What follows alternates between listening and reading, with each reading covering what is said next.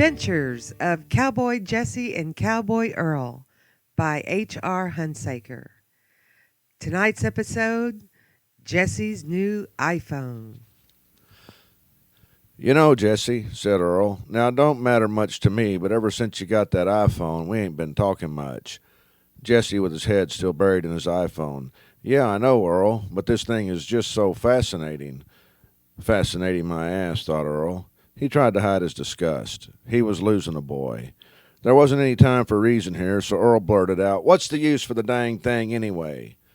Jessie looked up from his iPhone. He was happy he'd finally put a burr under Earl's saddle. They got all kinds of things on here, Earl, announced Jessie proudly. Sports scores, stock quotes, news and weather reports, and I've heard that there's even an app that shows pictures of naked ladies. Thought Earl as he tried to figure out how to get his hands on one without seeming obvious. Did you say weather reports? Sure did, answered Jessie. Earl shook his head and let out a deep sigh. Well, Jess, said Earl without emotion, we might as well ride into town and get this thing over with. He turned towards Jessie and the two locked eyes. They turned their horses towards town and got him up to a slow trot.